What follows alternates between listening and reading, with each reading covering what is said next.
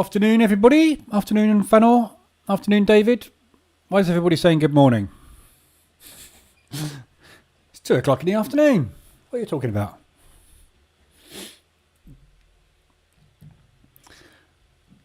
I've just got a long position. I've just taken on the DAX.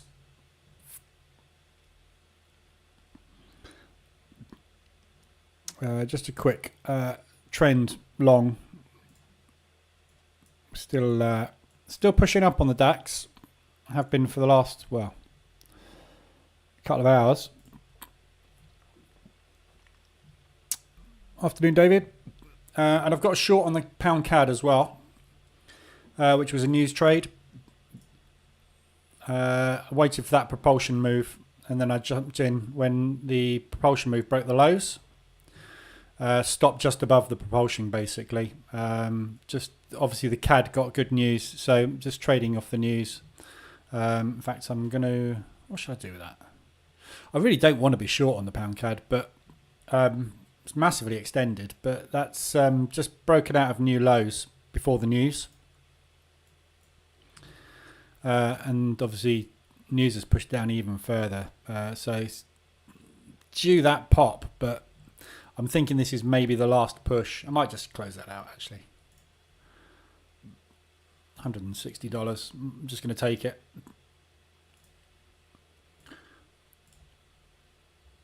May well go down further, but very, very extended. So I know you're in the US, David.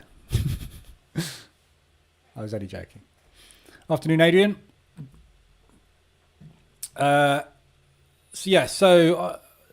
going to have a little look at the daily charts today, because I might start coming back into position trading next week using dailies, and see if we can get some mean reversion trades off the daily charts, because I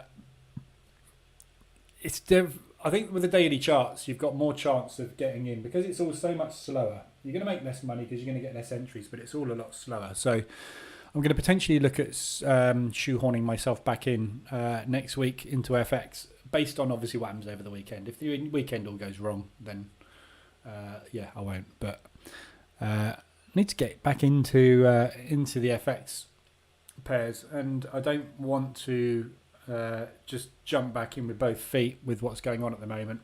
So I'm going to look at some maybe the RSI 7 on the daily. We're going to have a look at that in a minute. As being an option for starting back in. What's going on with the DAX?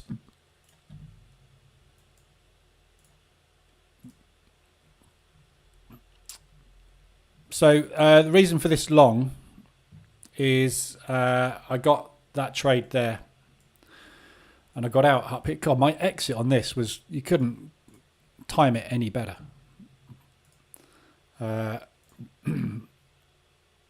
Where was it? Look at that for a trade. 2.5 grand I made on that, nearly 3 grand. As soon as that spike came in, I was watching this like a hawk, and I was about to basically jump in on a long, and then that massive spike came in.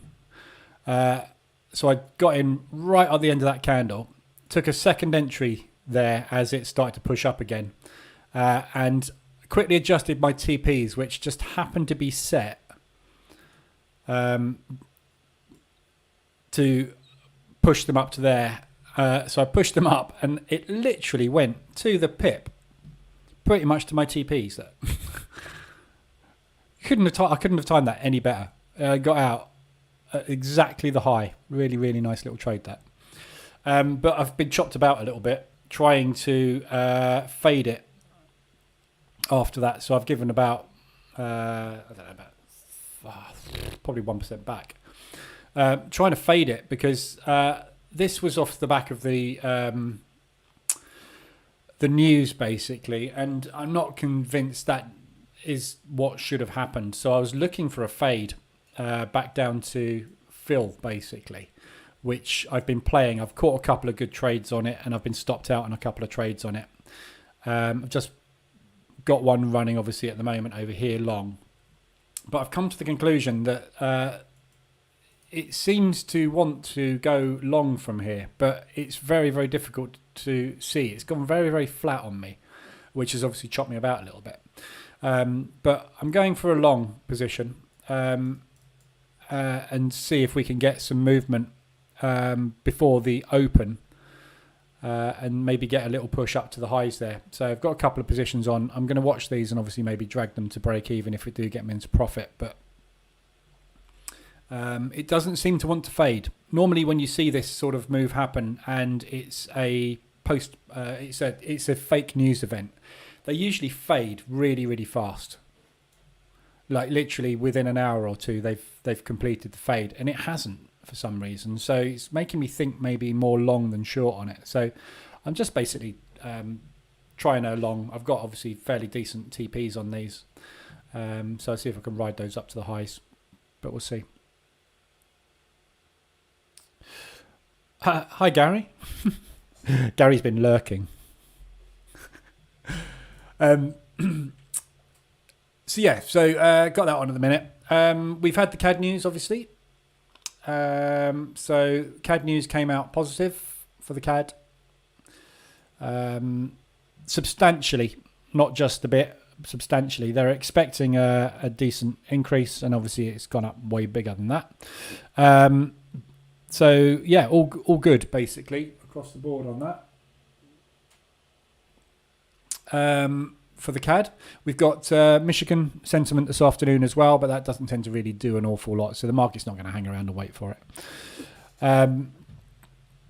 And he's just taken the pound CAD long, yeah. So I took that pound CAD short off the news basically, which played out very nicely. Just a quick scalp off of it really, but yeah, I think this is a long, definitely. We are shot. We're shot on the daily. We're just coming down to potential support. The CAD yen has just hit support. Resistance up here, and this is really nice little area up here because you've got on the daily. So I'm just watching this come down.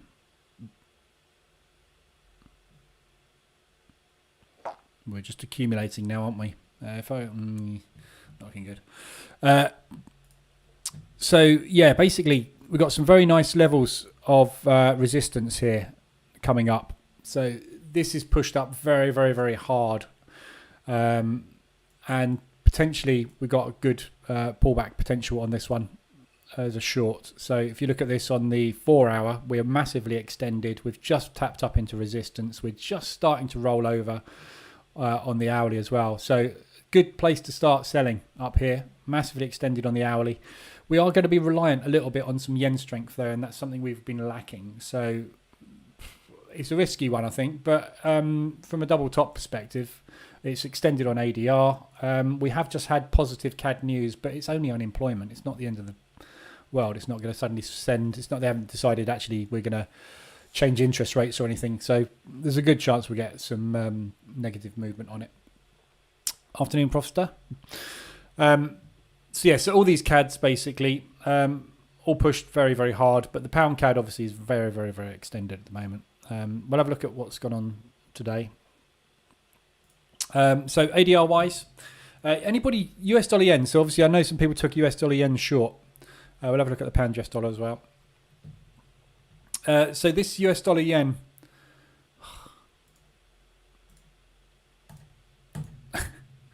Flit charts. Massively extended. We've had so little profit take on this. There's been tiny little moves to the downside. We've had nothing for a couple of days now. So this is absolutely exhausted. All these yen pairs, we've had a weak yen, and obviously we get a fairly decent US dollar at the moment. But yeah, I think the US dollar yen is a lovely little short opportunity, short term on lower time frames. So looking down on M5, we've had a reversal. We are stalled at the moment.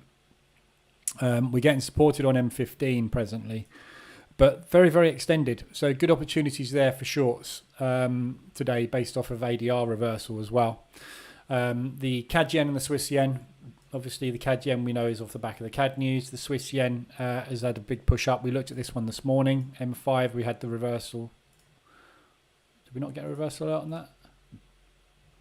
Yeah. So nice, decent reversal alert. We had one earlier on in the session as well, which was, I think it was that one, wasn't it? Yeah. So this first one was there, second one there. But again, everything's kind of gone into a bit of an accumulation during the London session, and the Aussie dollar CAD, which is obviously extended to downside. So yeah, pretty good opportunities on the ADRs. Pound US dollar, let's have a quick look at that one before we go and have a look at the RSIs.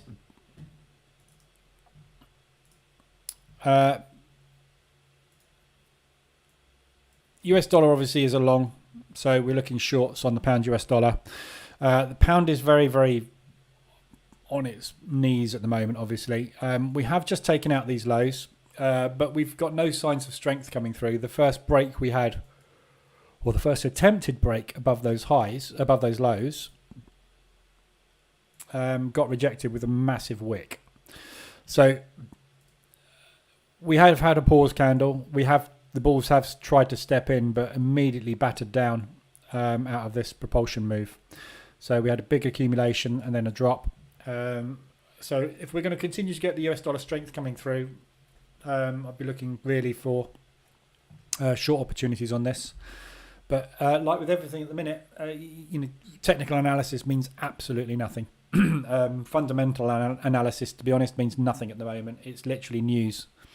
Is what's moving, as we've seen this morning on the DAX.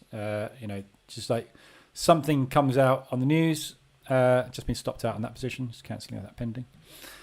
Something comes out in the news and the market just goes whatever, nuts. So you can't make any judgments based on fundamentals really at the moment, or technicals. There's no bias really on anything. The only thing I would really take into account at the moment is the current trend. Look for shorts on this if and when you get an opportunity to, from areas that make logical sense to take trades from. So if we get a pull back up into this zone anywhere at any time, short it. Assuming that nothing fundamental changes, i.e. NATO getting involved and everybody going into World War III in the meantime. You just don't know, do you? Impossible to give any sort of analysis really. Short time frames, in out as fast as you can, try and scrape some money out of the market. It's your only option. Pound needs Boris to create another scandal. Pound seems to be like that. Yeah, at the moment it's just everything's a mess. Even if Boris, I don't think even Boris creating another scandal could do anything to overshadow the news that we've got at the moment. There is nothing on the news, literally. I'm watching Sky News. I haven't seen anything about anything else for weeks. There's nothing, if there was a major politician shot in the middle of London, wouldn't make it. It's just not. There is nothing else in the news at the moment apart from this war, and the market is just scared to death of what's going on at the moment. Just going, hang on a minute. Just taking a short on the DAX. I didn't have that set up right, did I? That was silly. I was meant to put pip value on that one. That's a little bit aggressive. Might get stopped out on that. Just going to put a sell stop. A proper position. Stops above those highs. Basically, the reason for that is I think we're coming down this afternoon. I think we're going to have a sell-off this afternoon on the indices. They've had a decent push today, so I think we're due probably a little bit of a sell-off this afternoon, and we'll see a lot of people exiting their positions ahead of the weekend. So I'm just getting ready for some potential big movements. We'll see how that one plays out. So yeah, pound I don't know what's going to happen with the pound US dollar. The pound is technically along, the US dollar is technically long, therefore you should be seeing a good accumulation and consolidation on it. But, not really what's driving the market. Bias on euro pound, ranging at the moment. Let's have a look at euro pound. Yeah, short. Definitely be short on that. I mean, anything. Well, say I'm short bias on the euro, and I'm long bias on the pound technically, but at the moment, the pound is just ridiculously weak. So I'd be looking for shorts on this. But everything I do is based off of technical analysis. Doesn't mean anything, does it? If Putin decides to turn around and launch a tactical nuke this afternoon, what's that got to do with anything? At the moment, though, euro short, yeah. If Putin does do that this afternoon, euro's going to come down. So, yeah. And basically, they've come out this morning. The whole thing with this sanctions are affecting everything. Sanctions are hurting us more than they're hurting Putin at the moment. And he's turned around and said as much this morning. When we were the USSR, you sanctioned us to death and we didn't give a monkeys. And basically, you're sanctioning us now. Do you think we're bothered? No. We can make our own thing called McDonald's in Russia. You're not allowed to come in. And we will just cook burgers with the McDonald's banner on it. What are you going to do about it? Go to war? We already are. It's just that's his attitude at the minute. So any sanctions that are put in place are going to have no impact apart from negative impact on every other currency out there. So the only thing I can see that has got any chance really of being bullish at the moment is something like the US dollar, because that is the world currency. And it's more likely people are going to want to transact in US dollar than any other currency. So I would say every other currency down at the moment, which is why I made that little list of things which are safe to trade. US dollars as longs, the CAD and the Swiss and the yen, because the other main currencies being the euro and the pound, it doesn't look like there's anything positive that's going to be affecting them in short term. So, but this looks nice. I mean, from a technical perspective, yes, it's a lovely short. Euro's always a lovely short. It was a lovely short there, and like I said this morning, that's where we would have entered short. You'll be in a short now, and it will be slightly in profit or around about break even. But if you look at it on a longer term, it's not. It's bearish, totally bearish. And where we are right now is just absolutely spot on. If you draw a market structure onto this,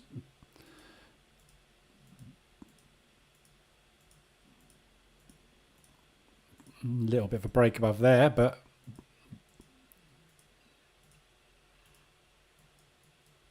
can't see anywhere else it's going to go. Depends how long you want to hold it.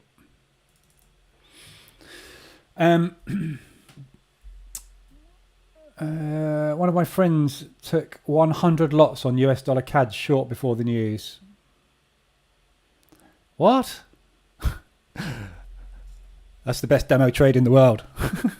100 lots short. That'd be lovely, yeah. Afternoon, Neo. Either that or he's obviously a multi-millionaire, which is fine. If he's taken 100 lots short, well, he wouldn't be able to take 100 lots short without at least $1 million in his account, because there wouldn't be the margin for it. Right, anyway, let's carry on. So 4 hours and hourlies. So let's start with the hourlies. Aussie dollar CAD. Oops, wrong chart. Aussie dollar CAD still extended on the hourlies. We were extended this morning. I know we weren't. Sorry, that was the other one. So yeah, Aussie dollar CAD, we are now extended. Based on obviously CAD movement. That pound CAD's coming down still, isn't it? Yeah, typical, because I got out of it. Aussie dollar CAD, yeah. So this is off the back of the news. Massive extension. We've got loads of target above, which we haven't got to yet. Aussie dollar and the CAD basically are very little affected by what's going on at the moment. So yeah, that would be lovely. As a long hourly extension, 4 hourly, we're not quite there yet. We're coming down potentially to support. So there is a lot of room on this move at the minute. So just be aware of that on the 4 hourly. It's why you should always look at the higher time frame charts. So we've just broken the lows. This is likely where we're heading, somewhere around here. Back down to the 24, potentially for a bounce from there. So on the hourly, it's very, very extended. So if you're going to get in on M5 on this, you want to be looking for potentially that sort of area for a take profit. Not very big, because we're likely to put in another leg down. So this high, really, if this high gets invalidated, obviously, then we'll be off. But really, we should see no more of a pullback than that.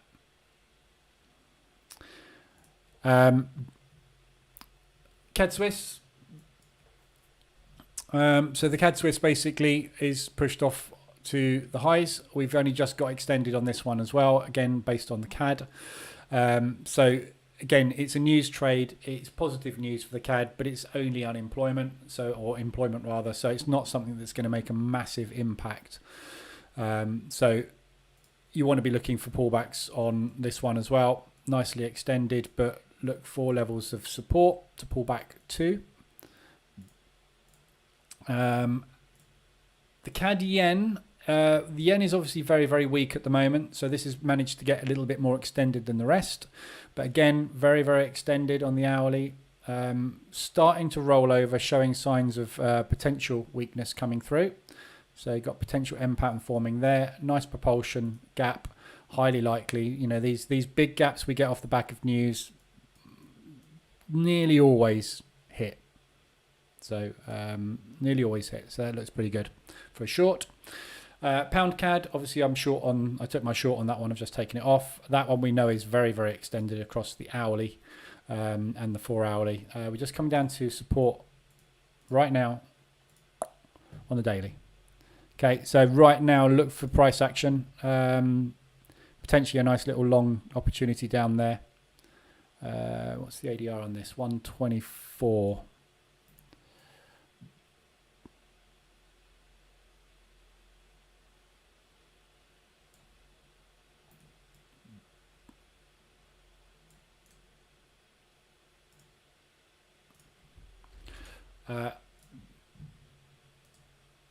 I'm going to put a little buy stop up there.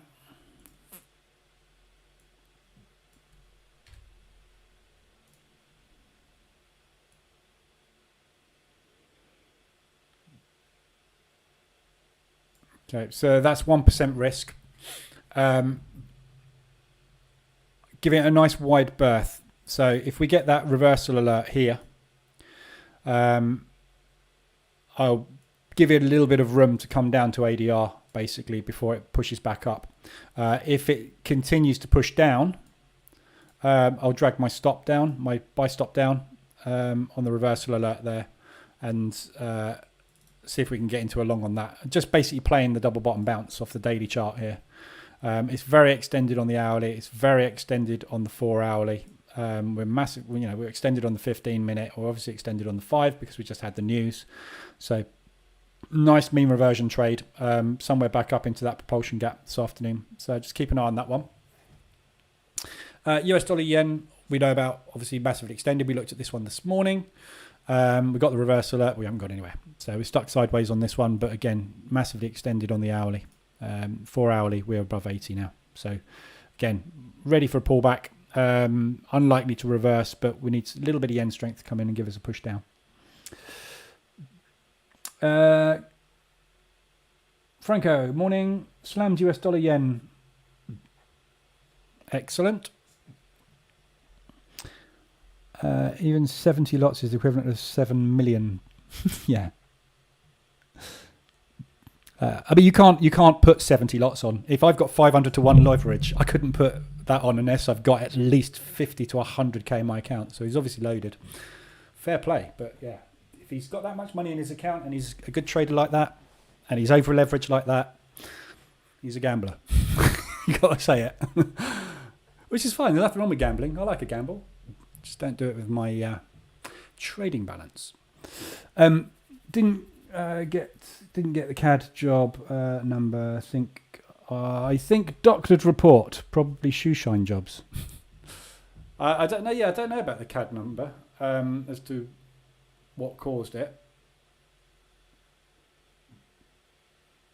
So I'm just looking at loads of spam arriving in my Telegram group.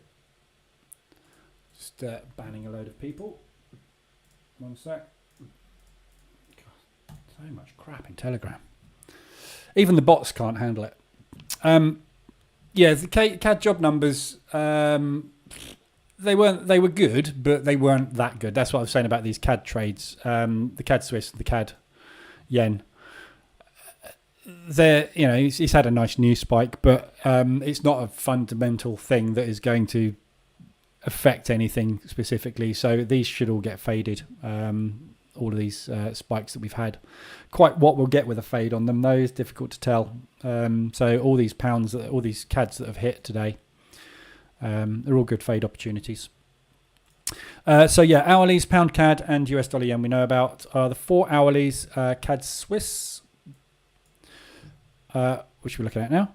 So we're above 75 now on that one. So that's had a very, very good push. So again, nice looking opportunity for shorts down on M15. That's miles away. You probably wanted to be looking at M5 for entries on this one.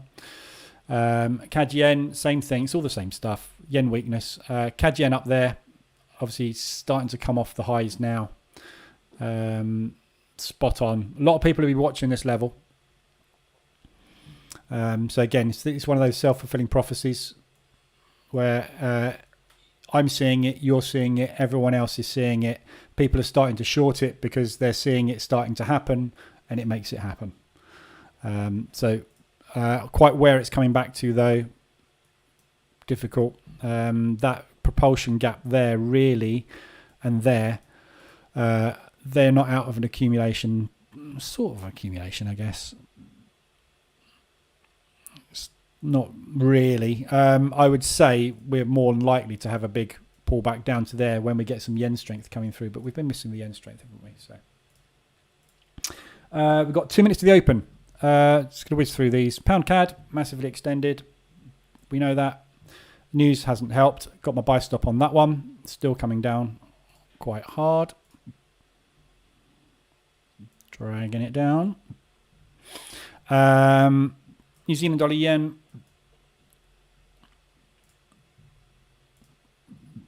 Again, these are all yen based. So big strong push up New Zealand dollar yen. We looked at this one this morning. Extended, looking for shorts on that one. US dollar Swiss, same thing, but it's counter trend, and US dollar yen is counter trend. Or counter bias on US dollar, basically. So,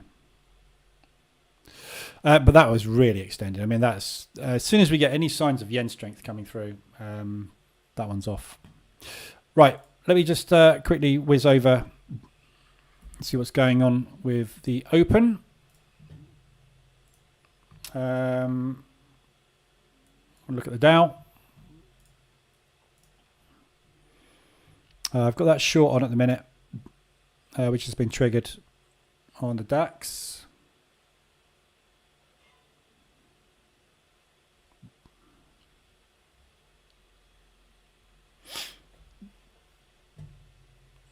Pound CAD has hit ADR now. Okay, market's open. Let's see what we get off the open here.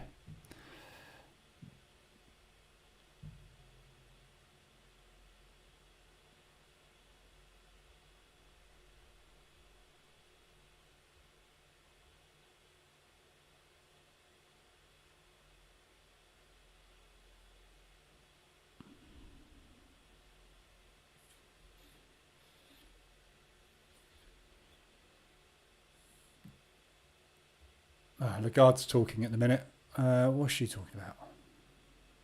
Oh no, it's not Lagarde. Oh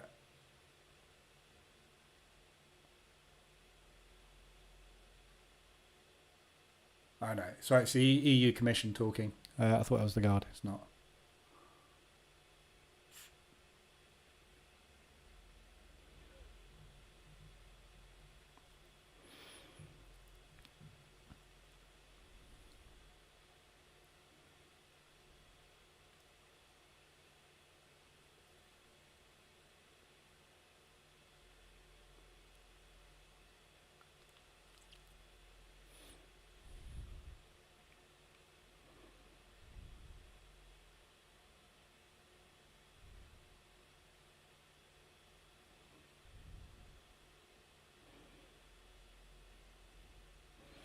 Okay, strong push up.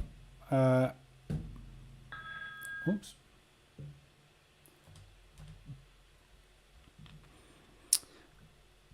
Strong push up initially on the indices.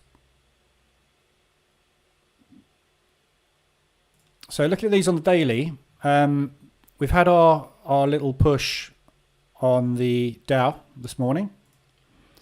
We've continued to push up, and obviously we've pulled back off of those highs. But that push was off the back of that news spike. Same with obviously the rest, the NAS and the S&P. So again, if we're going to continue market structure and we're going to continue in the bear market, we've still got another leg down to put in below that low. And obviously we're at the 24 at the minute. So to me at the moment, it looks like we should be trying to go green to red today to put a decent down day in. And I think ahead of the weekend, we should be looking for the market to try and start selling some stocks. So it looks bearish across the board at the moment. It's had a nice opening push. So we'll see what happens. There's nothing really to reach for today on these. DAX is opening week. So yeah, looking to fade basically after this initial opening dump and see if we can get some short opportunities. Going to go short one more on the DAX. Decent rejection at the open.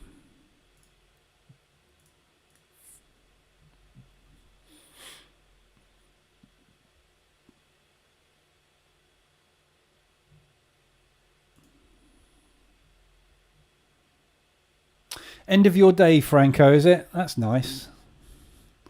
Be nice to end the day when the market opens. If my old ass can do it, so can you. Good man. Profsters long on the US 30.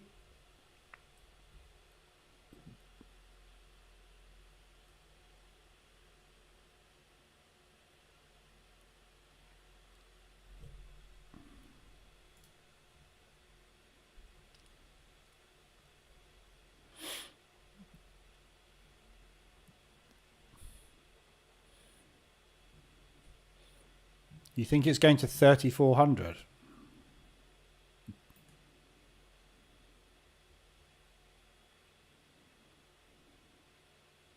Why? What's the relevance of 3,400?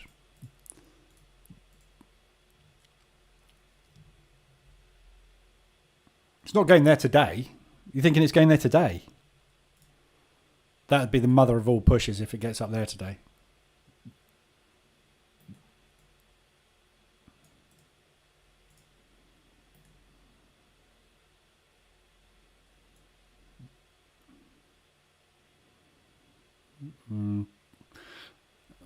Be surprised if we see 125 ADR on the indices on a Friday ahead of a war. But yeah, DAX is opening very slow this afternoon. Opened slow this morning as well, didn't it? As well. So very, very tight opening range there. Good opportunities for opening range breaks.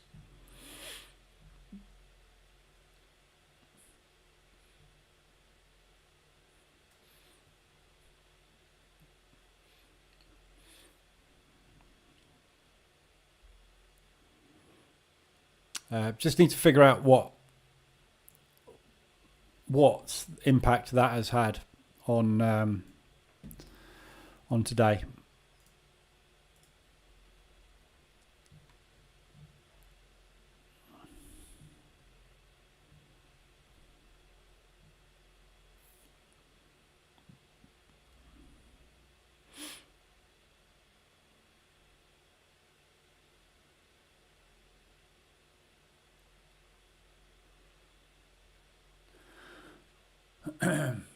So basically, just watching the Euro. What's the word? Just trying to think of convention. It's not a convention. Press conference. Euro press conference going on at the moment on live. They're basically saying they are going to completely eliminate the dependence on Russian oil and gas by 2027. So they want to wean themselves off of 65 to 75% of their dependency by the end of this year, and then within 5 years completely independent.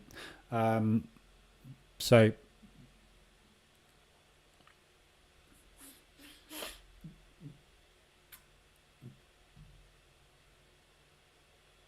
yeah, I can see your chart, Profster. Question was why? Why is it going to 3,400? What's the reasoning? You've just shown me a chart with a load of squiggly lines on it. I don't know what that means.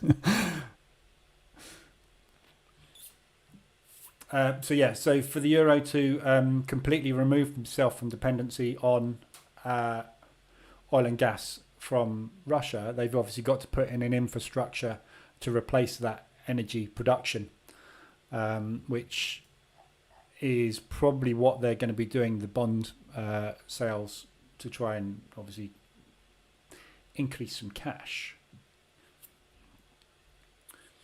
So not sure what impact that's going to have on the euro. Obviously, that's a 5-year plan they're putting into place on a 3-week-old war. So, you know, that's fine right now, but next week that might be a completely different story.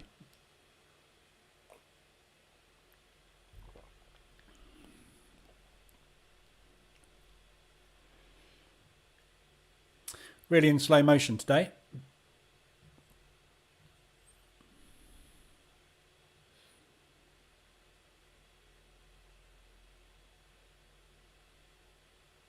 There's lots of ADRs going off.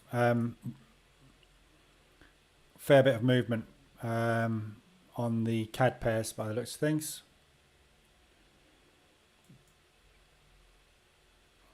Still pushing down.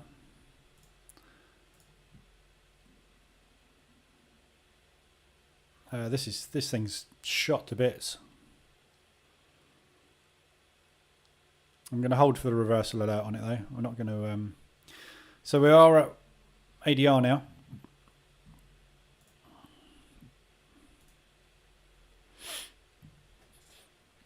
I'd get out of that long if I were you.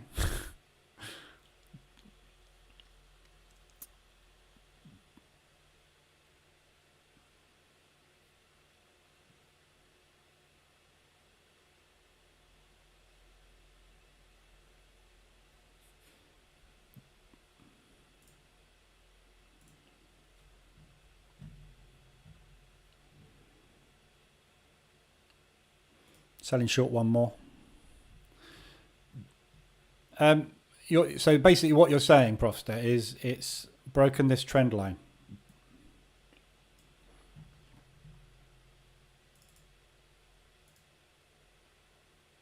Yeah. What happens in a downtrend?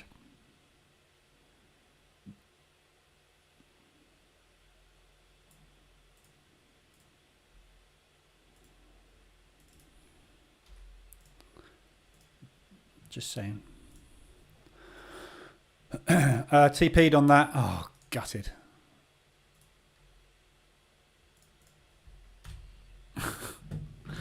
That's a stupid mistake. Anyway, well, I've banked 1%. Wanted to hold those. I have to wait for a pullback now.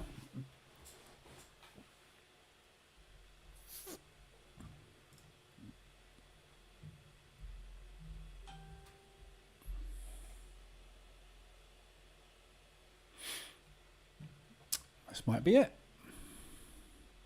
Okay, so we just made new lows on that first pullback after the new spike.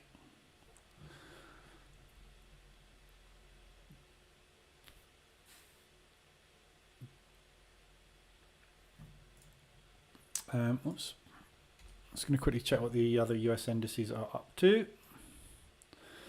Wow, NAS has completely filled the propulsion gap. This is what I was this is what I was playing on the DAX. Yeah, this move. Remember I said normally we see these fill within a couple of hours. If it's a new spike and it's not really news, normally it's filled virtually the same straight away. That's what I was playing on the DAX short, and which I'm playing now as well. But the DAX has given it up. Sorry, the Nasdaq's given it up already.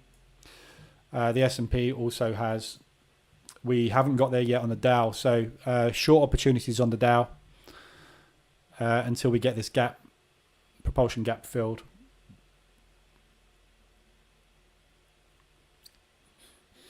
Just looking for little pullbacks. I might drop down to the 1 minute chart. Just try and find some pullbacks to get in.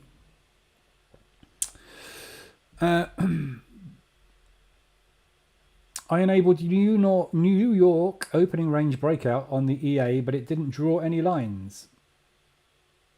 Is that auto trade feature limited to a particular index? No. If it didn't draw any lines, I'd suggest you've probably got a data issue.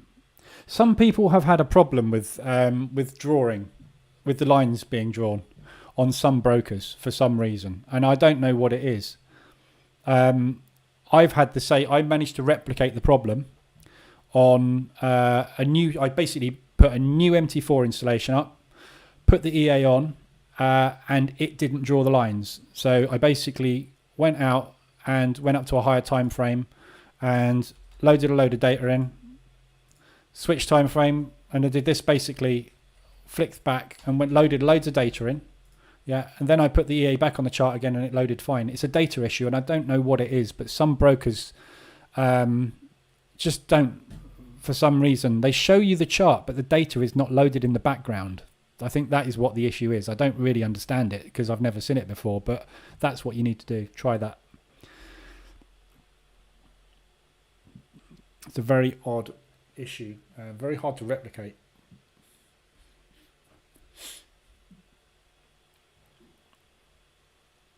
Proster is waiting for a retest on 33,163.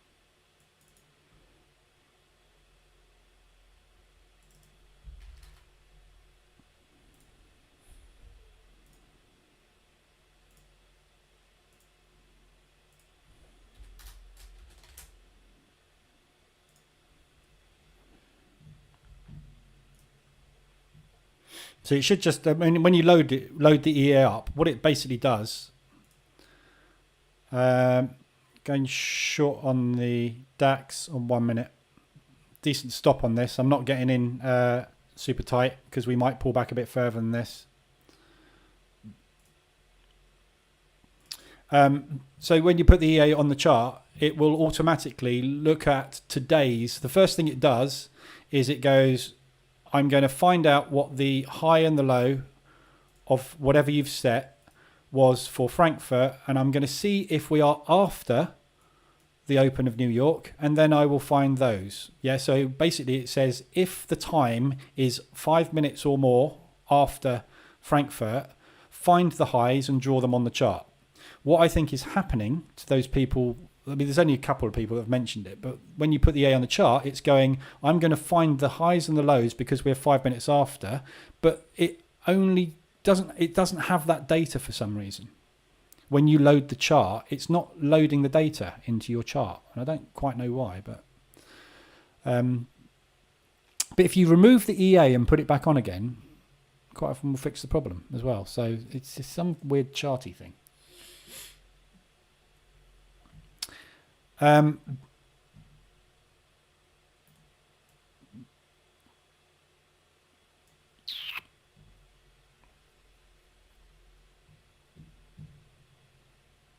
Okay, so we're just doing a little accumulation down here at the minute.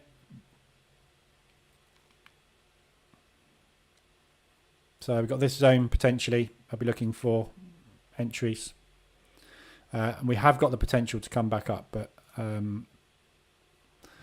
anywhere in there really for continuations down. Just trying to break out the opening range highs on the Dow.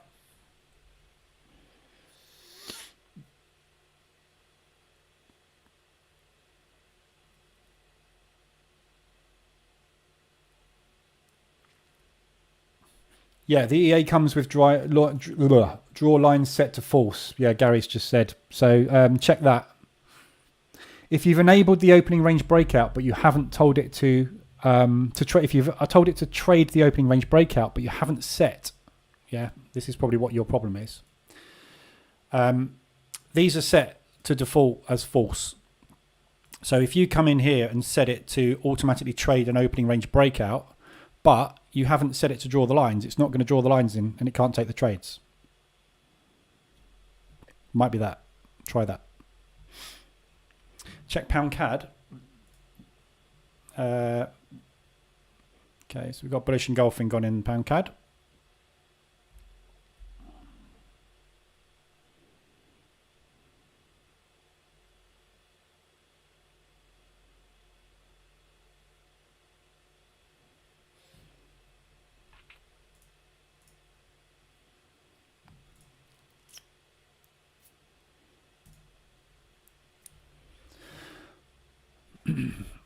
I'm going to add a second position under this IRB. So if we are going to have a strong open to the downside to get this fill, I want to make sure I capitalize on that move. I wonder if we were waiting for the consumer sentiment news in 15 minutes. I don't think so. Consumer sentiment doesn't do anything. It's a leading indicator for analysts. It affects monetary policy decisions moving forward, but it doesn't give any indication really as to what the central banks are going to do. So it's not really used by analysts for scorecarding. So it doesn't tend to really do anything to the market. I'd be very surprised if they're waiting for that. They may move some of the FX market off of the back of it, but I wouldn't imagine the stock market's waiting for it. I'd be surprised if the stock market waits around for anything today. It should just dump.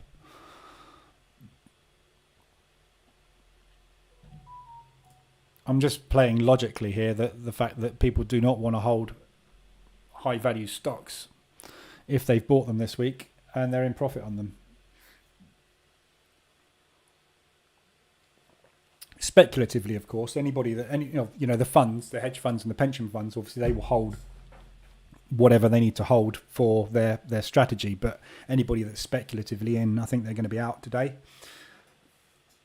Same as us, if you've got FX positions and they're in profit, why bother risking holding them over the weekend? Take the money. If the market goes crazy over the weekend because he launches a nuke or something ridiculous, you just don't want to hold the risk.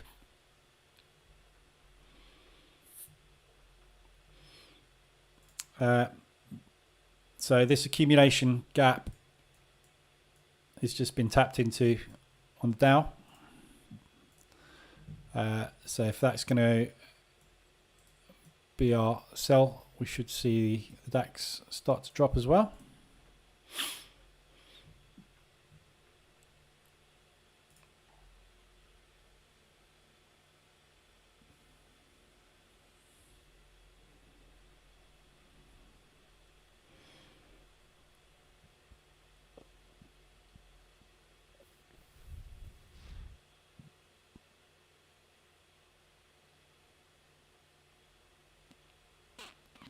I'll tell you consumer sentiment. Stand in a line at a checkout. People are pissed off. Yeah. Yeah, you don't need the University of Michigan students to tell you that, do you? I've always. It's weird because I know someone that works in Barclays, and I asked him about the University of Michigan sentiment report because it never made sense to me. This is literally they call it's a low-level report, and it's only 250 people or 500. So it's 500 people, yeah? in the whole of America, they asked 500 people for their views on spending and all sorts of stuff. And then they actually use this as a gauge for public opinion. It's 500 people. I just don't get it. But it is used by central banks, well, by the Fed, basically, as an indicator for future monetary policy. And it always has been. It's just one of those weird things that, it doesn't make any sense whatsoever as to why on earth you would use it, but they do. Dow would be a good short up here. DAX is starting to drop. We're getting rejection in the Nasdaq, the S&P. The Dow hasn't come down. The Dow's lagging at the moment, so watch the other indices. The Dow's lagging everything. You've got divergence.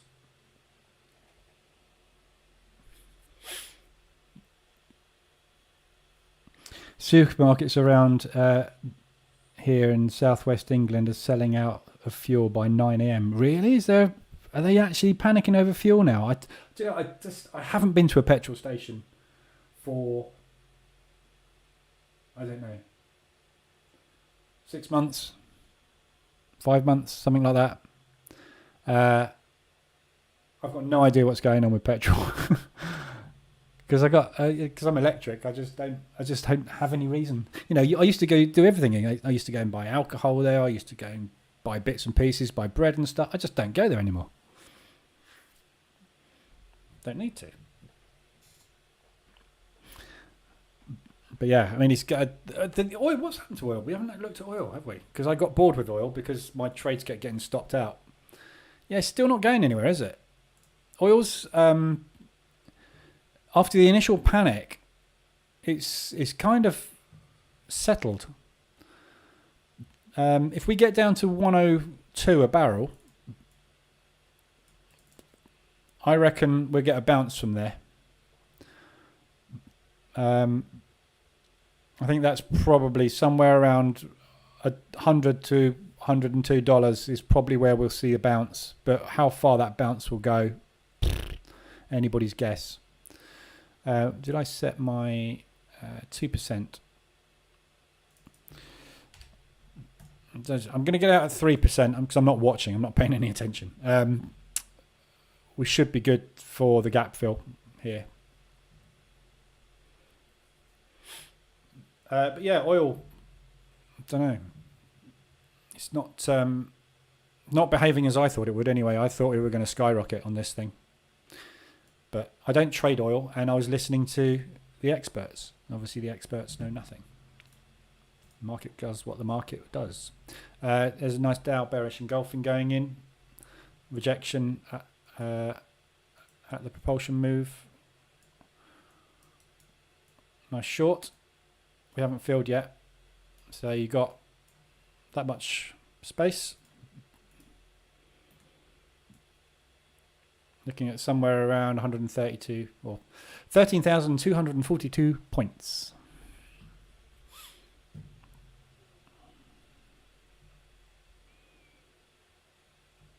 So nice opening range breakout to the low today.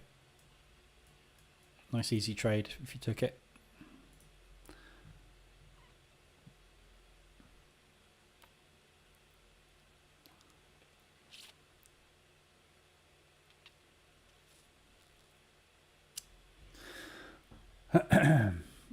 Because it's 20 pence per litre cheaper than other fuel stations. That's why everybody's... Oh, right, yeah, supermarkets. Yeah, supermarkets are always cheaper on fuel, aren't they? That's why they do it. It's a loss leader for them, isn't it? To get you in to buy shopping. Paid $1.76 for diesel. That's why I gave up smoking. When it got to £5 a packet of cigarettes, I was like, I'm not doing this anymore. It wasn't the fact that it was killing me, it was the fact that it was bloody expensive. Hence, now you need to go and get a bike. Get a moped. Dow's coming down hard.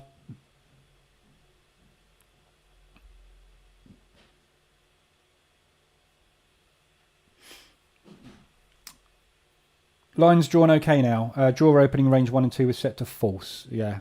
I set that to false. The reason I set that to false on one of the updates was because I kept getting people asking me questions saying it hasn't drawn in the right place. And it identified an issue with some brokers where the data wasn't loading before the scripts were running. So I thought if we set it to false, and people want it then to be on, by the time they've changed the data, it'll all work. That was my logic to fix these stupid... You get these silly glitches every now and again in MT4, which just drive you mad, and you have to find ways around them. So that's why. So yeah, so that was the problem. That's good. Press is unforgiving for the stress they are creating. What's going on between Saudi Arabia and the US? No idea. Have you seen some news?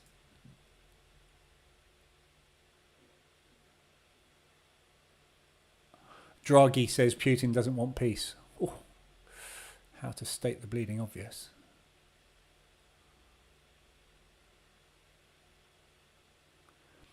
Von der Leyen to come forward with fourth set of sanctions. So the Europeans are going to put another set of sanctions on Russia. It doesn't say when. US to ban Russian imports of alcohol and seafood. What? Vodka, probably. Can't see any news on the US and Saudi. Abu Dhabi said they're going to turn on the taps. Right. Saudi want US dollar to support the war in Yemen, to raise production, blackmail. Oh, God. $15 a packet of cigarettes now in New York, is it? If you can afford to live in New York, though, you can afford to buy a $15 packet of cigarettes, can't you? I just sold my electric bike to pay for the dog I'm due to get later this year. Yeah. Dogs cost money.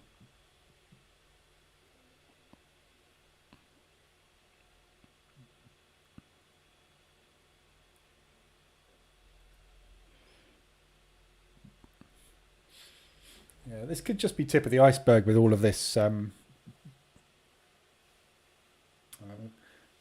Profster, how comes you've just posted a short trade in the Telegram group with 667 points profit? You just told me you were going long. Well done there. Good trade.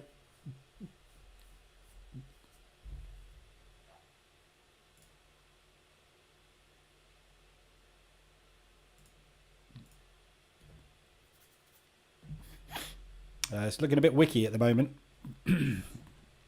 Dow. Let's just have a quick look at what the FTSE's up to as well.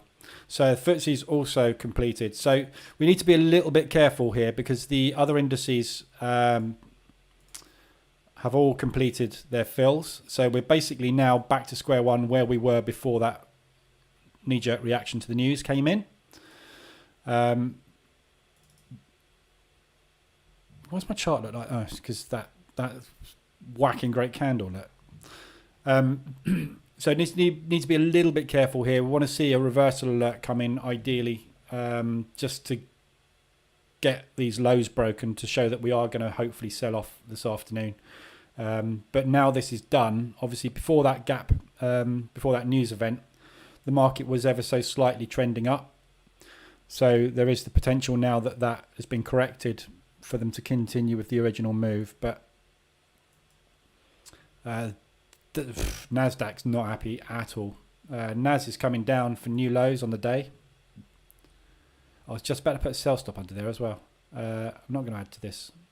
I don't want to get too aggressive today, but looking good. But yeah, don't really want to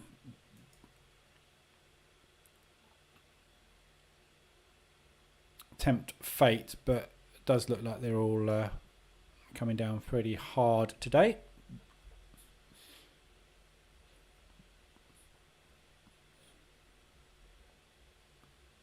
Dow's the last one to finish of the US indices.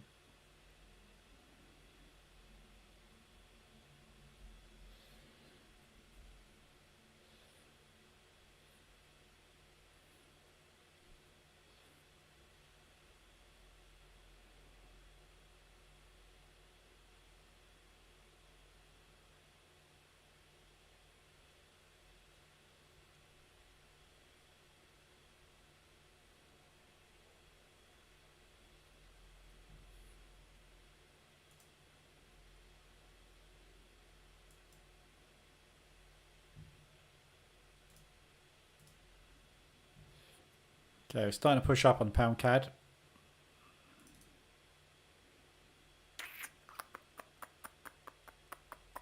So we've got new market structure starting to form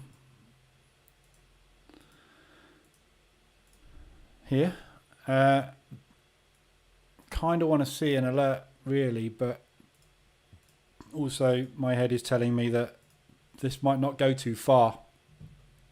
So I want to get in fairly quick because I want to be out today.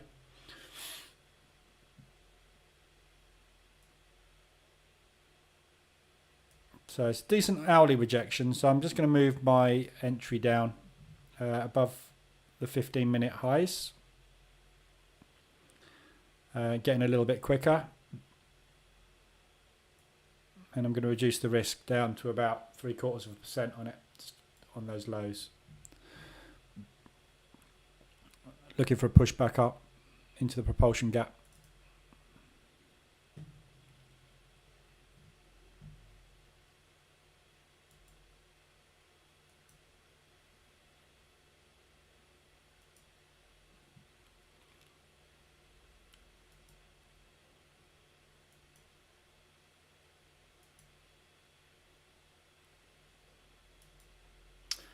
So the yens, New Zealand yen strengthened. US dollar, sorry, New Zealand yen is starting to drop, so the yen is strengthening, is what I was trying to say.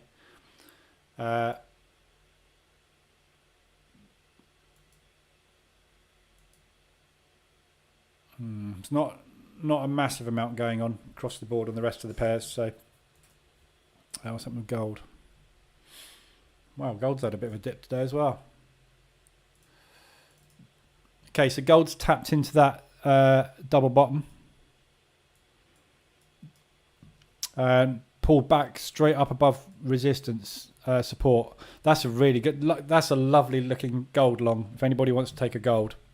This is what we were looking at this morning. This level holding. And then this low here, which is held. So this was the zone basically for a buy. They've tapped straight into that this afternoon and closed back above it. So it's holding really strong. This 1973 level, year I was born. There you go. It's an omen. There you go. That's best confluence ever. Long.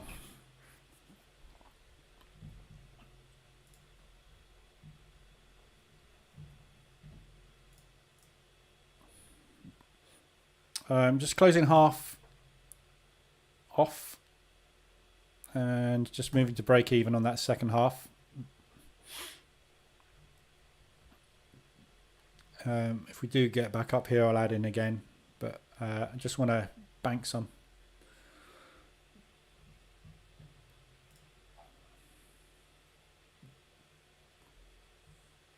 Nice to actually have some volatility for a change at the open.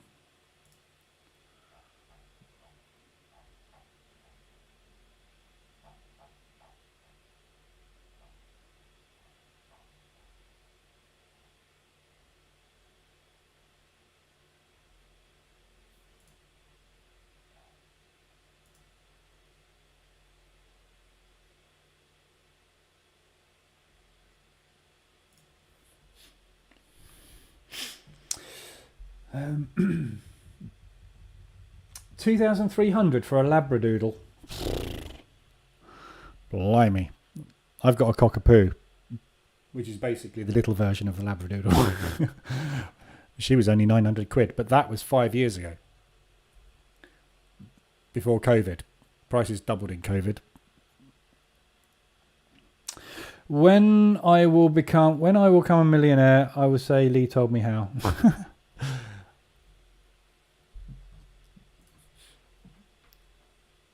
I'd try just to quit the day job first. First thing you should try to do is put enough money in the bank through trading to pay yourself your normal salary for 3 months. So if you can get 3 months in the bank, yeah, you can quit your job knowing full well that you've got 3 months to pay yourself as normal if it all goes wrong. And then you can find another job. Dow's coming down again. If you can get through that, then you're on your way to becoming a millionaire. Assuming you can find enough capital to trade with. And a prop firm that will give you that money without having stupid rules. Which is becoming quite tricky.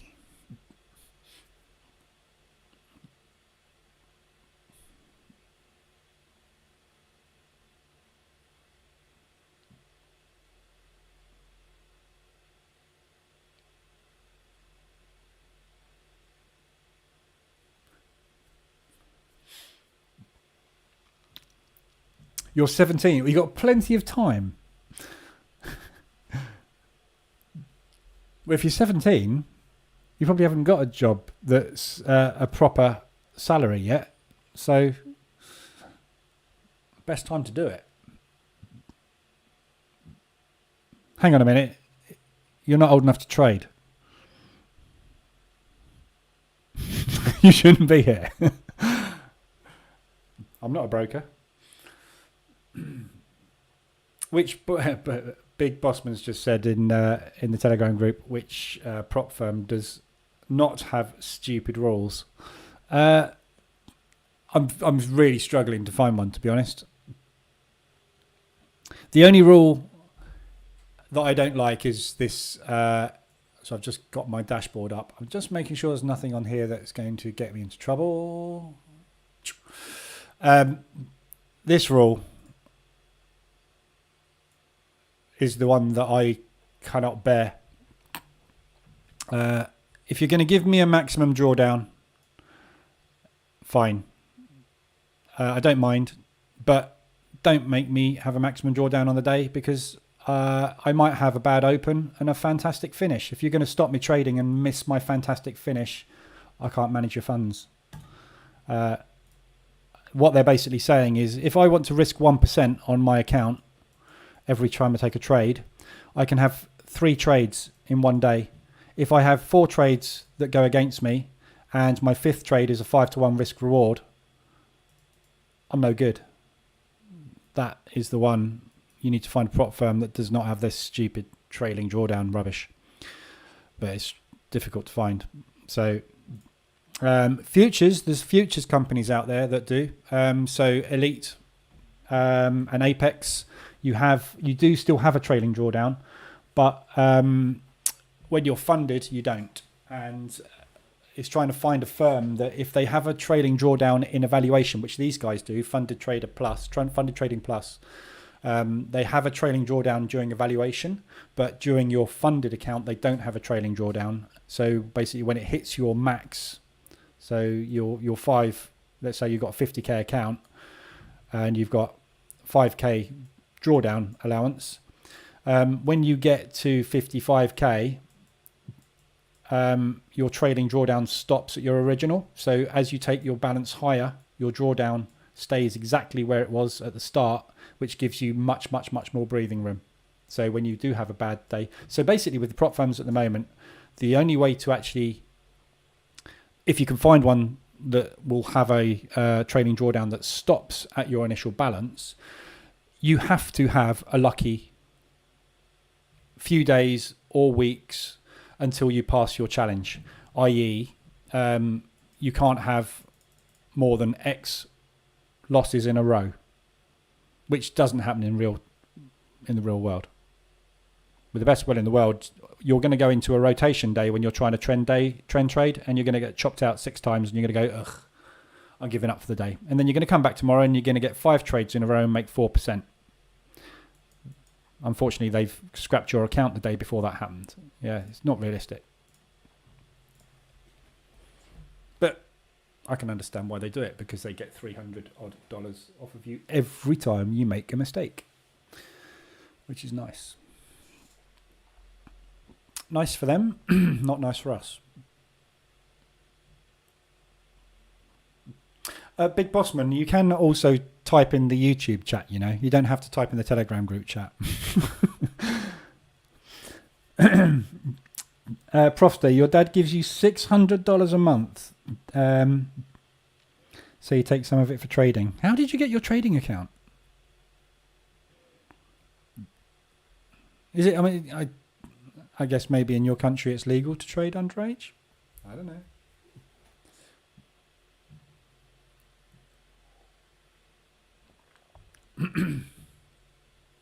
Got to be 18 in the UK.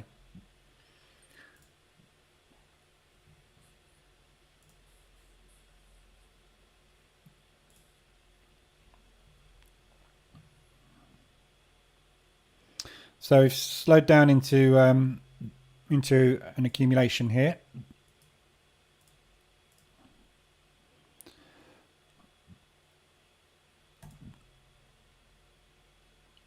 So I'm just placing another sell stop under that low. Just going to move that down ever so slightly. So just trying to catch the next breakdown.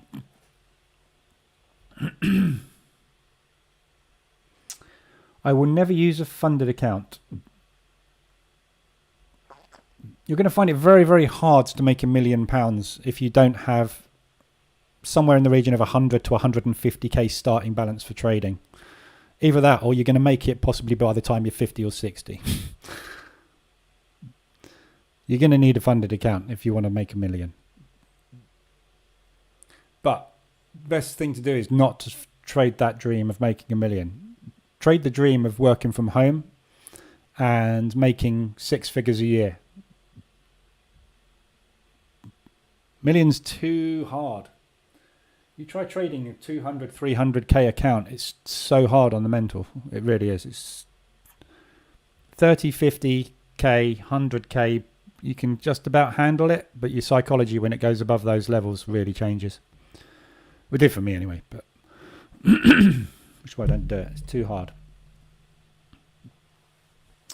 Trevor, I killed my FTMO last week. One bad day. Yeah, see, this is the problem. Sorry to hear that. Have another go. Don't give up.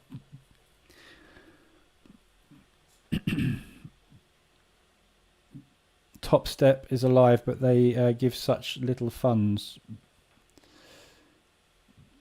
Yeah. Oh, I see. Prof, I guess. Yeah, you're on 2 devices. Okay, gotcha. Yeah, I mean, don't give up with it. But I can position trade a living on 50k.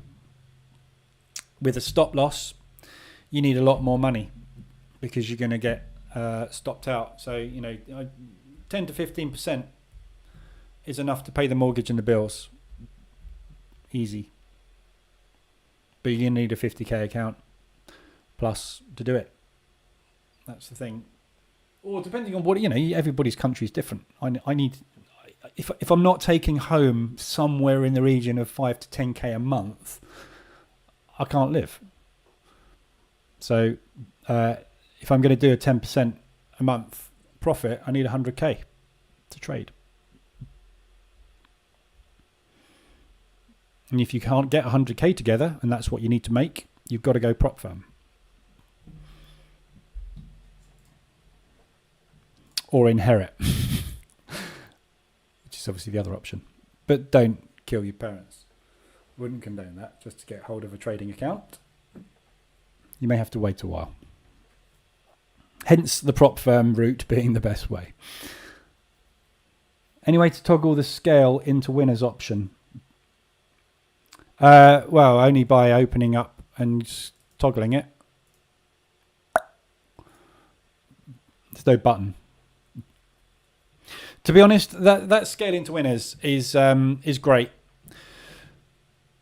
And in the back testing, I was like, yeah, this is really useful. What I'm actually finding in real world is it's better to do what I've just done there and wait for an accumulation and enter on a break of the accumulation.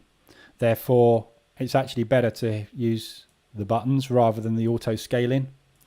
Because what I've found, if you set the auto scaling too aggressive, you'll be in way too many positions and you need one candle going in the other way. And all of a sudden you're like 1.5% behind where you should be. So the scaling in, I think probably the advantage of the scaling in is probably best on 1 minute charts where you're looking to grab 0.5% or 0.25%. And really like, I'm looking to get in on a bearish engulfing, I'm looking to get out on the next candle, but I want to get in 3 times quickly. But again, I haven't had time to do any testing on anything really in any any degree. You know, I created this for the buttons so I can get in a market fast and easily with right risk, and that's really what it's for. What do you think of the turtle system way of trading? Yeah.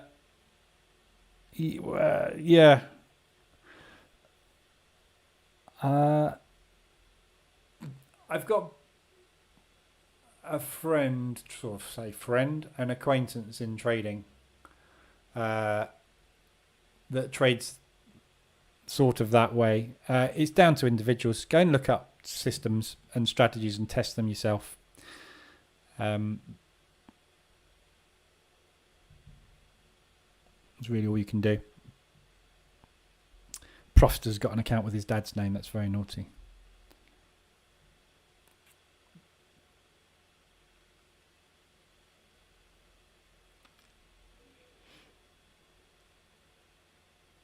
No, Chris, there's no way to do it with a hotkey or button.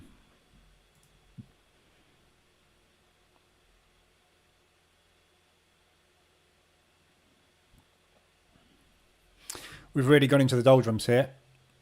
Let's have a quick look at what's going on with the rest. So gold's nicely moving. What's happening with the pound CAD?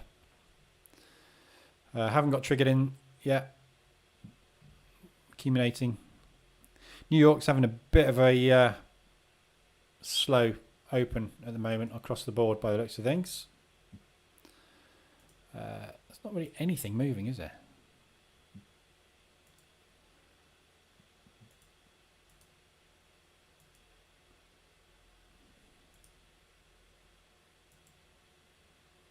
No. Friday afternoon, London's gone to the pub. So Euro's coming down. Yeah, Euro's the only thing coming down at the minute. Did you get in that Euro pound? Who was talking about the Euro pound earlier? Just about to get the reverse alert on H4. Look out below. Oh, I want to hit the button on that now, but it's too late because I'm not going to hold it over the weekend. That looks good. If you want to hold that over the weekend, I don't know if you're safe holding anything over the weekend, but that's a really nice reversal on H4. We've got 24 moving average confluence. We've got resistance confluence. We're just about to get a reversal alert out of an accumulation, which is going to create a propulsion gap. It just looks brilliant. I just haven't got the balls at the moment to hold anything over the weekend. Otherwise, I would be on these Euros like a shot.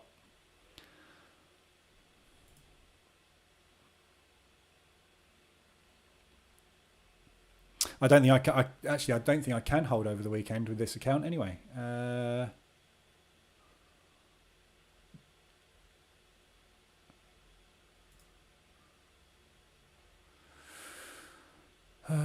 Trades closed by 4:30 EST on Friday. No, I can't.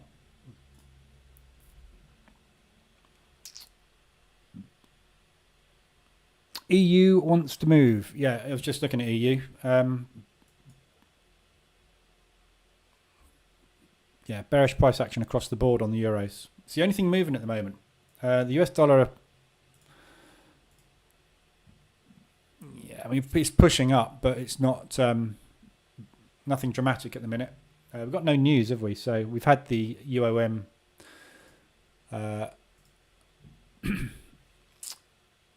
consumer confidence. What do we think? Somebody that hasn't looked at the news. Do you think everybody's confident or not confident at the moment? Let's have a guess. Someone's going to get this wrong, aren't they?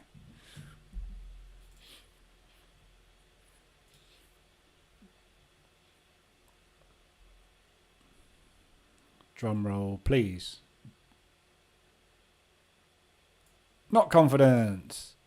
People think we're not doing well. We've got a war on. Inflation is at all-time highs. We've got energy crisis. Price of everything's going up. Yeah, bad. But you see what impact that has. It has absolutely zero impact on the market. That's a lot worse than expected. But that will not... It's kind of I think it's kind of a confirmation for the Fed that things are not going well, as if they didn't know. It's like, why ask 500 people whether or not they think their pockets are a little bit more empty than they were previously every month? Pointless. We are still stuck. We've got nice price action at the moment on the DAX. Lovely wicks. Sellers are just stepping in every time the buyers try and push them. But we are accumulating, so we could have a spike in either direction.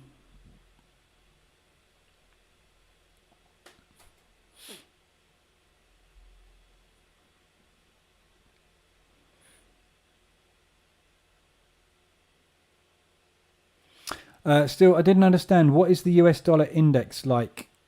It's 98 now. It's stand for what? That's a good question. I've never looked into... Whoops, wrong chart. I've never looked into what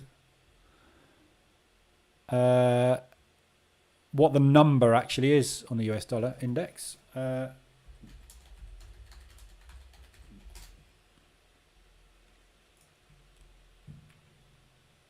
Whoops. That's a very good question.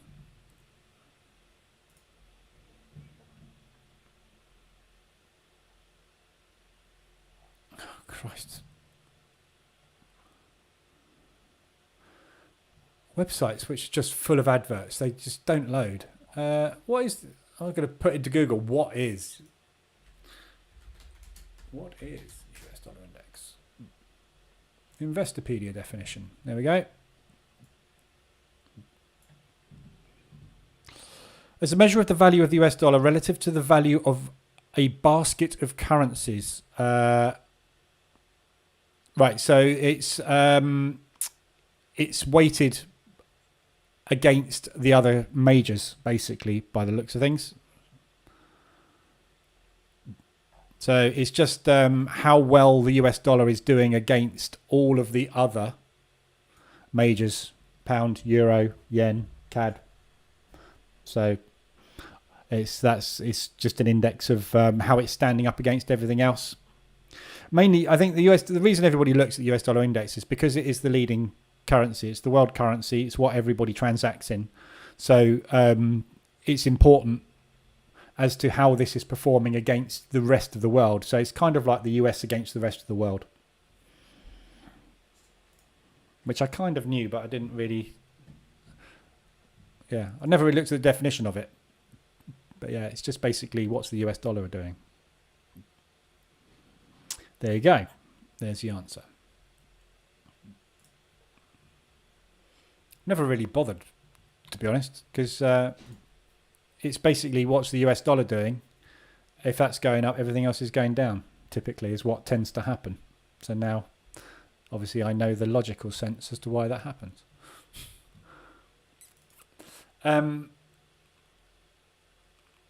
Just look at the pound CAD. Still not triggered on the pound CAD. I'm not sure I'm going to get triggered on this afternoon. I should be closing it out regardless anyway.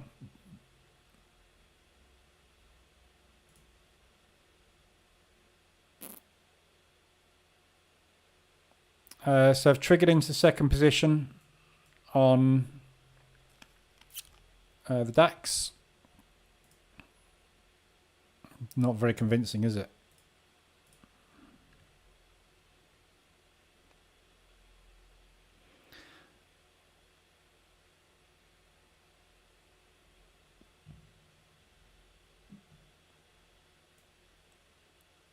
Oops, don't do that. So I've just got the reversal alert on that fill. So they are bouncing off the fill by the looks of things, the other indices at the minute.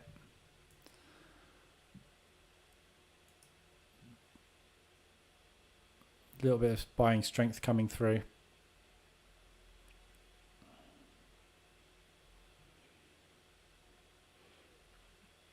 Let's see what else Bitcoin's up to. Bitcoin rallied off the fake news as well. See how linked these are now to the indices. They are. It's weird. Apart from that one spot last week when the war kicked off, or a couple of weeks ago, when we had that big spike on the cryptos, and the indices didn't do it.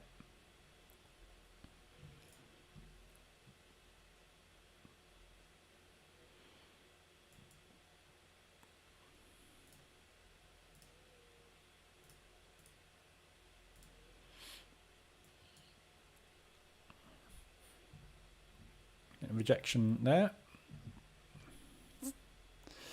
DAX bearish engulfing. Yep, it will be.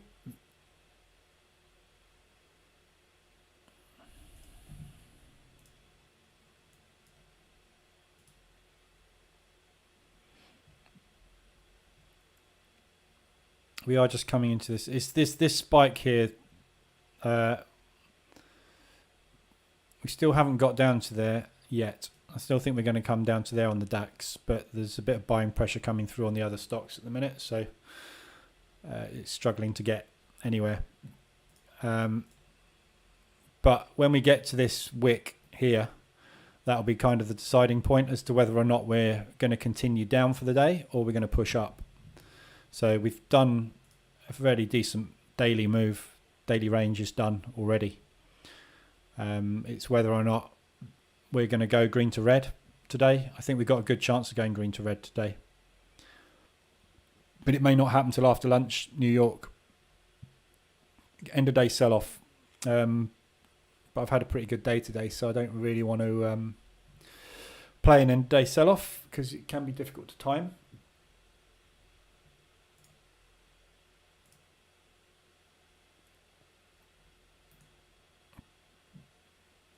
Not far away from that, but just we're totally stuck, aren't we? Horrible.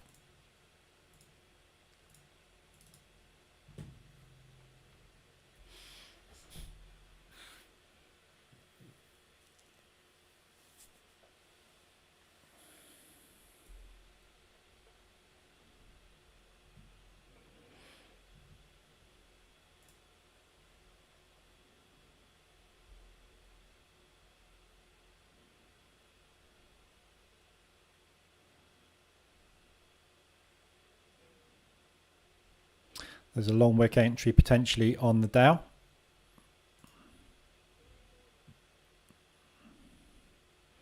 I'm not going to take that because I've got the DAX on, so no point in taking both, doubling up on the positions. Both going to go short if they're going to go. Starting to move again now.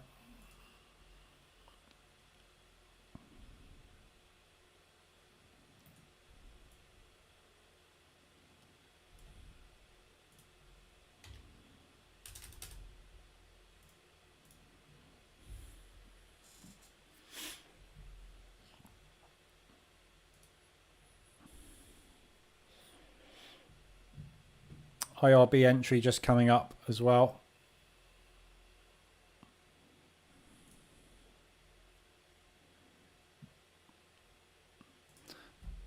Might add another quarter if we break that low.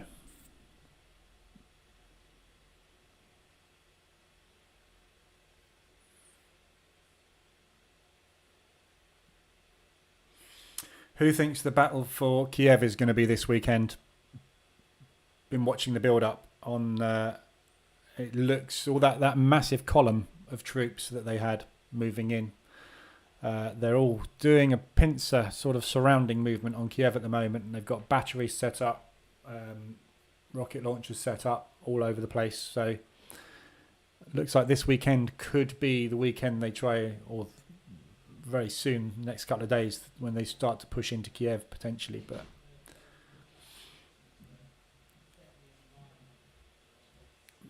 that's going to be a horrible battle. Testing lows, or trying to test the lows.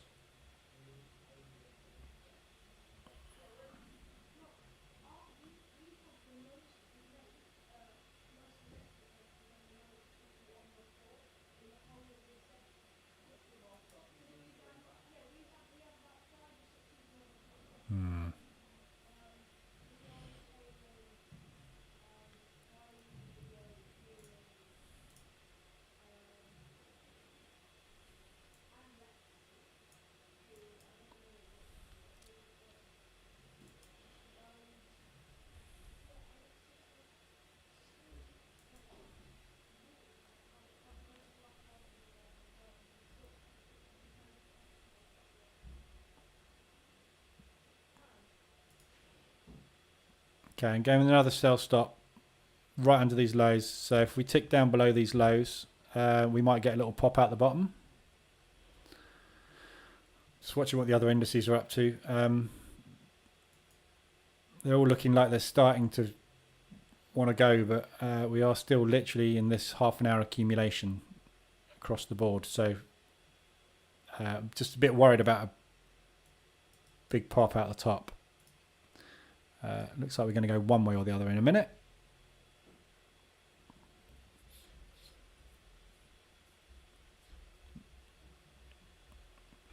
Gold.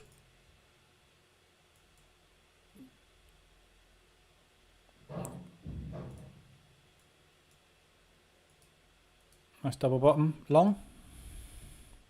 Off of my birthday.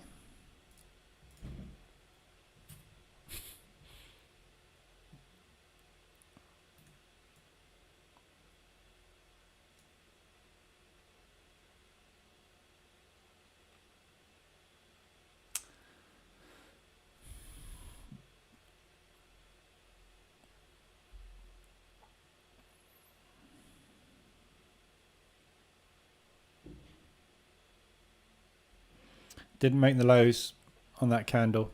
I'm not sure I'm liking this price action at the minute down there. We've had such a big drop. It really looks like it needs a pullback, and it looks to me like it wants a pullback because it's not getting anywhere. We're not getting any lower today.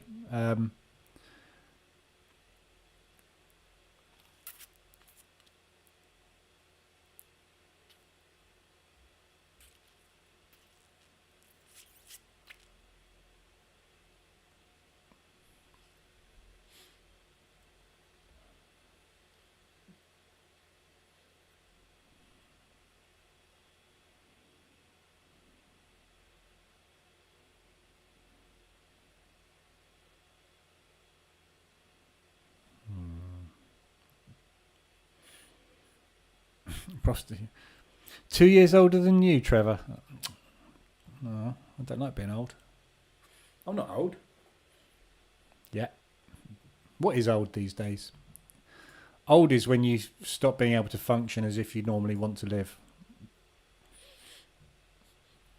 If I can still go sailing and cycling when I'm 80, I'm not old.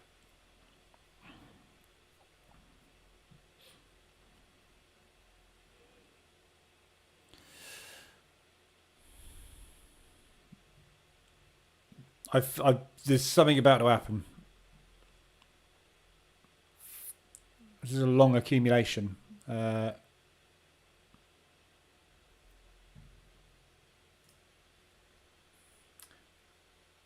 UN Security Council is meeting at the moment.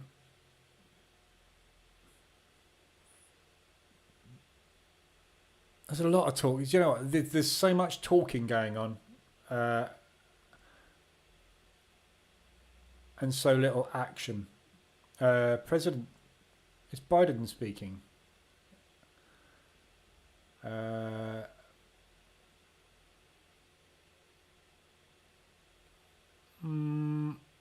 Yeah, Biden is speaking at the moment. This is why we're sitting in this accumulation.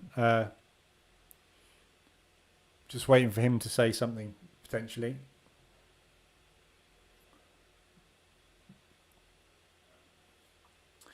So he's basically banned the imports of diamonds, seafood and vodka.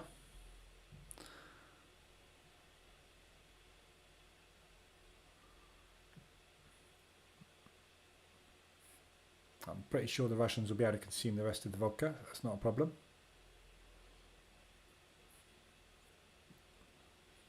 Most of the diamonds go to the Russian oligarchs' wives, so that's not a problem. Seafood might be an issue.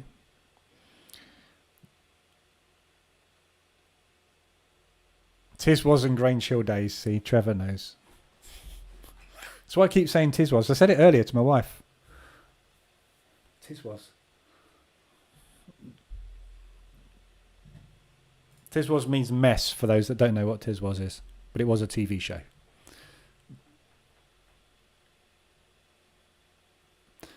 I'm teetering on the edge of closing this out. I'm just taking it.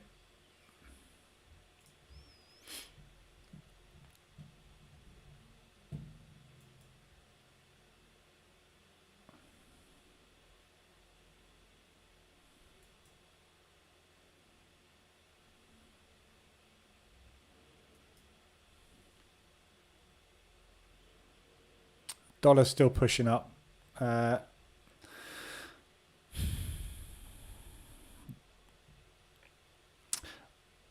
I'm going to go break even average and get out of these. If it goes to spike, I'll probably get slipped on it, but I'd rather be slipped on it and take a little loss. It's only going to take a slip up from Biden, and this could pop really hard in one direction or the other. Obviously, if it pops down, I don't care, but if it pops up, I will. So I'm just going to cover that with a break even just to protect the risk. There's no point in taking a 1% loss.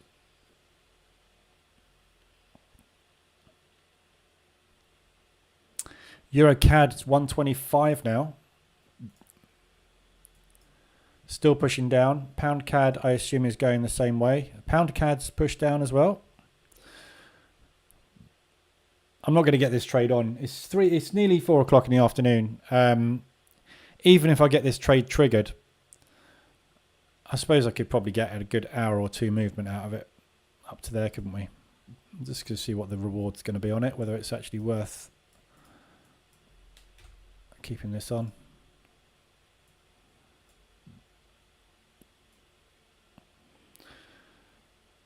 It's 1%.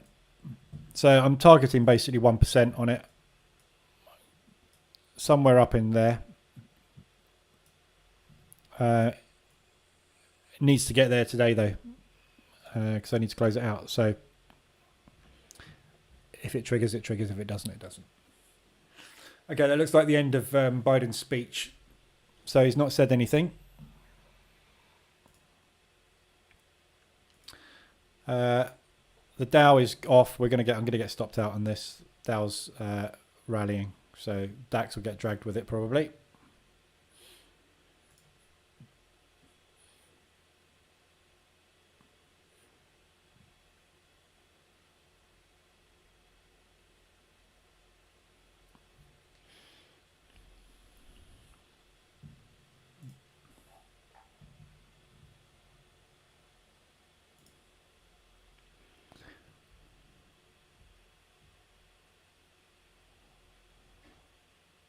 That means absolutely nothing to me, what you've just posted, Profster. Stopped out on that move. You can't just post charts without analysis. You need to say what the what that chart is, because at the moment there's a trend line and a couple of moving averages. Don't know what it means. So cancelling off that pending order down at the lows.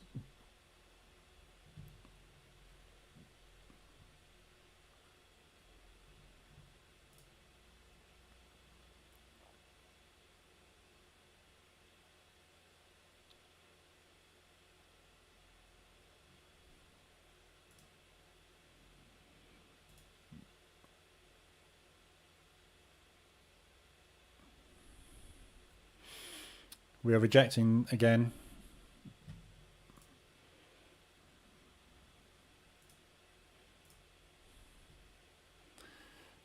Decent rejection again on the Dow as well.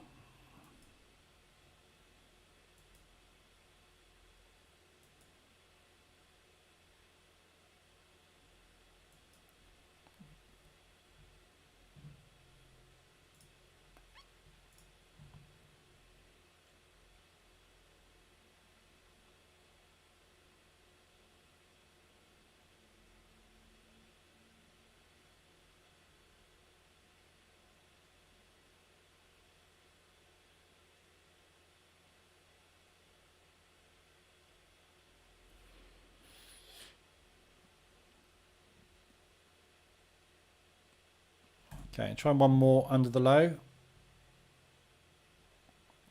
And then get gathered up into the second position there. Still looking heavy. We've still got, there's a really nice rejection. We've still got a minute left on this candle yet. Obviously, if in the next minute it pushes down, it's going to end bearish anyway, so it's worth getting into. But still, a lot of sellers stepping in. The Dow's just been rejected as well in this propulsion gap. So they've now filled the gap, but the sellers have stepped in and pushed back down again. Looks like it wants to go lower.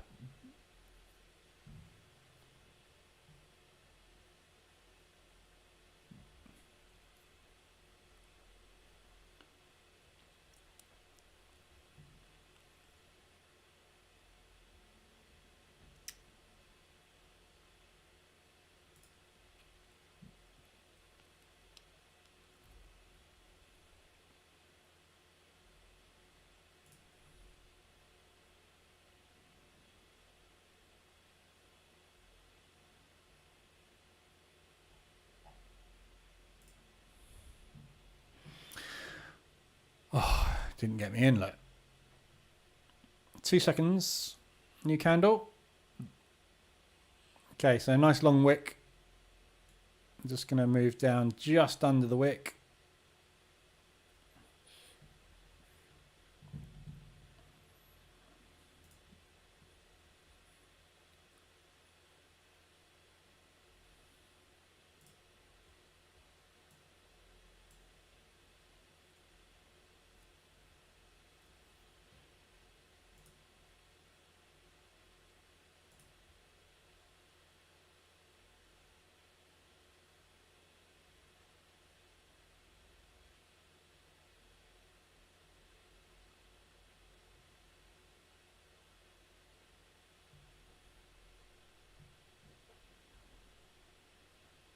Okay, gathered into the position.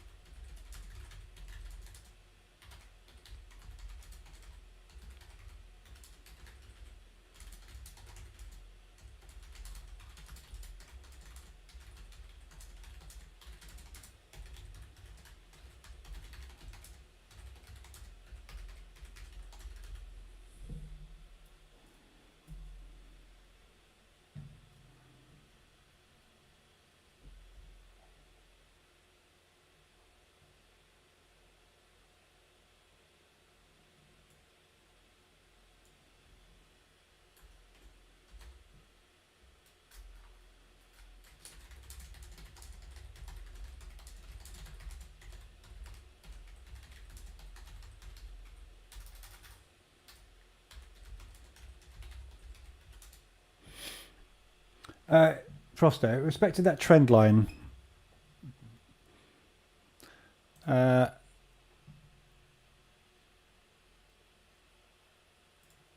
Oh yeah.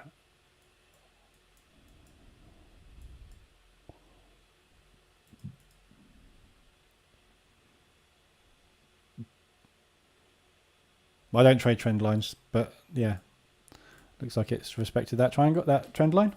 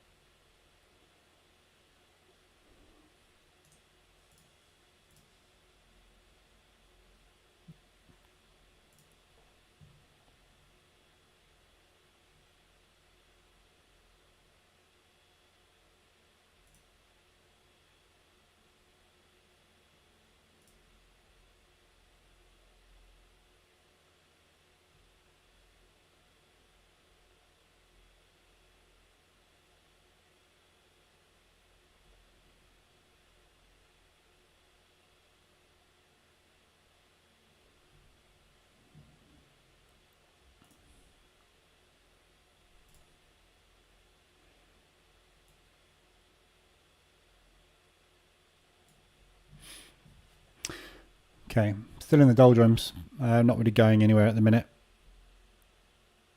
It's looking like it wants to break out of those lows, but struggling at the moment. Having another go at the lows.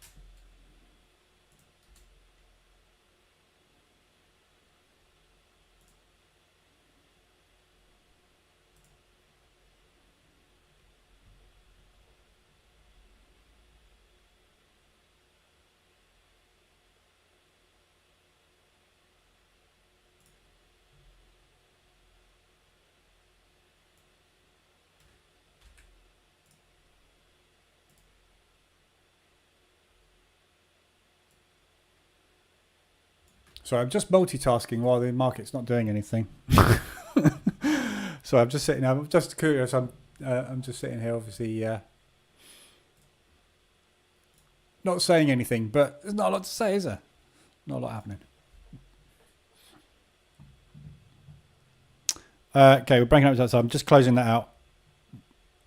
We're still pushing up on the Dow. Just going to take a small loss on that one.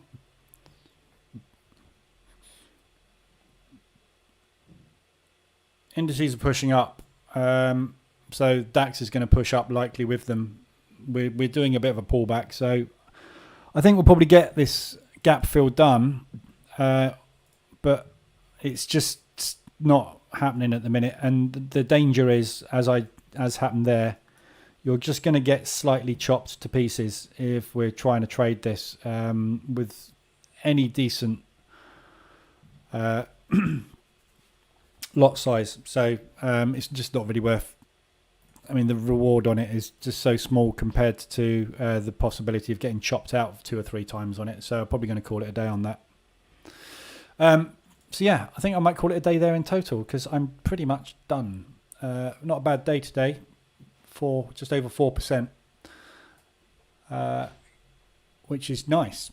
But that's mainly off of the back of that move. Obviously, I caught this long, so that helped massively.